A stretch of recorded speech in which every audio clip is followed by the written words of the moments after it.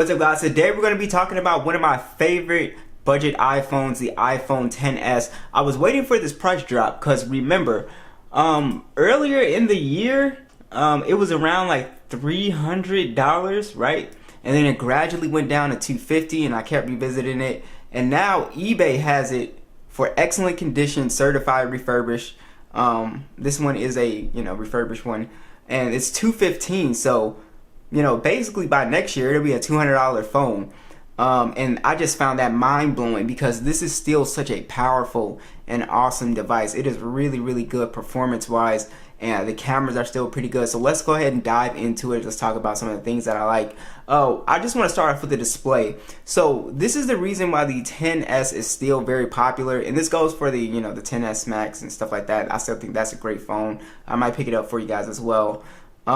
But this has the OLED display. So the reason why I say that is because the iPhone 11 is basically the alternative to this phone. It's a little bit more expensive, but the iPhone 11, I made that comparison. You guys want to check it out. But the iPhone 11 only has a 720p plus display, and it's also an IPS panel. This has the OLED display, and it's 1080p as well too, with a much higher PPI as well too. So the screen overall just looks way better for playing games, watching YouTube videos, editing photos. You're gonna want to do that on an OLED display. It's just going to be a better experience for the most part, and also you could take advantage of the dark wallpapers as well too, which is really nice. It's a 5.8-inch panel as well too. So it's fairly compact. It's extremely easy to one hand, which is something that I really like.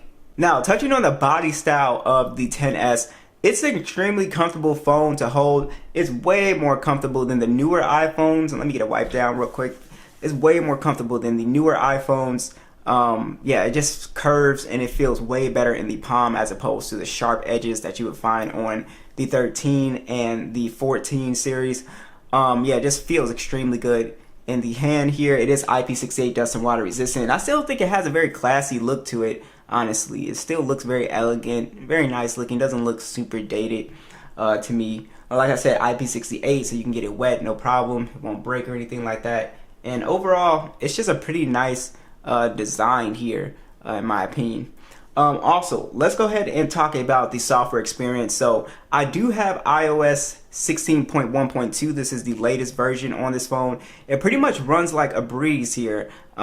It's still a very fast phone. If we go ahead and pull up the Geekbench scores here, these are typically the scores that you would get. So you still get pretty good scores on here as well. So this phone, it does have the Apple A12 chip, and then you also have 64 gigs of internal storage, and then you'll also have 4 gigs of RAM on here. Now, you can go ahead and get the 256 gig version for a little bit more. Like I said, that's probably trending for around an extra, $50. So you can go ahead and get that to get that extra storage. But performance-wise, it's really good. I did a gaming test on this phone. It flies through gaming, PUBG, HDR Extreme. This phone does get a little hot. It does warm up during long periods of gaming, so it can get a little warm. I've never had it crash games on me, but it definitely can warm up for sure. But the gaming experience overall is going to be really great. So anybody trying to play, pretty much anything, you're going to be able to do that. So this is, pretty much like a little budget gaming phone that you could take advantage of. Some really good graphic settings on here as well. Talking about the additional features here, the Face ID still feels fast. I can't really tell the difference between the new phone and this phone. It still feels really fast. And then you also have on here the speakers. The speaker quality is still pretty good on the XS, which is something that I really like here. So you get really loud stereo speakers.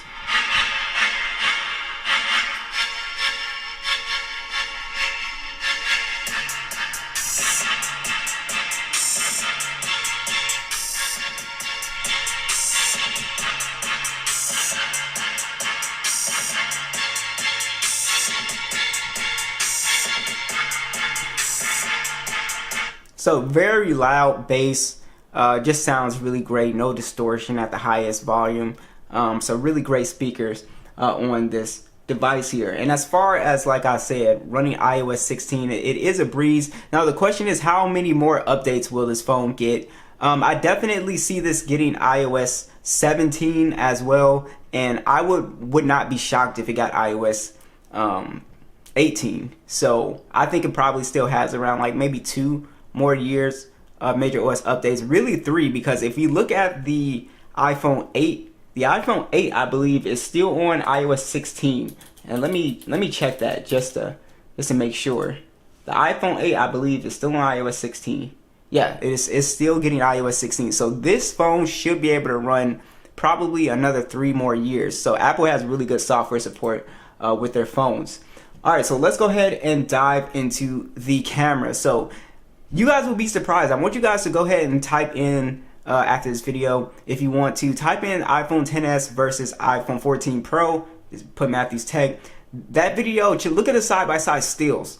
So I was really impressed with the XS. It still takes some great stills. Now, obviously, it's not going to beat, you know, a new iPhone. Of course, the new iPhone is going to be better. But I thought the stills were very competitive.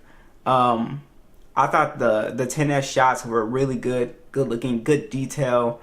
So the camera setup on here is 12 megapixel standard. You also have a 12 megapixel telephoto that's 2x optical. It's using 4K 60, and then you have a 7 megapixel selfie that's using 1080p 60. I thought this took some great shots, especially in good lighting. Man, very detailed. The 2x zoom is pretty good. Where you can see this phone show its age is probably when you take it out of any good lighting scenario. It's not going to do as good as newer phones when it comes to lower light settings. But I'm telling you, in outdoors, if you're in a well-lit area, this takes just as good photos as like any phone, any flagship phone. Like, yes, is it gonna outdo those phones? Of course not.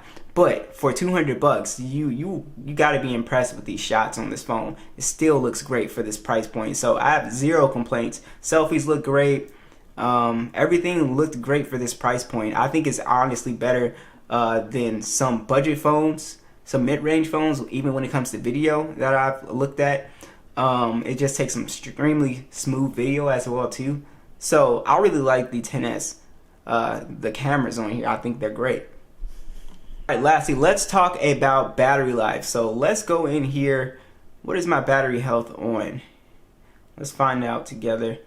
I'll share my screen on time with you guys, like what I'm typically getting.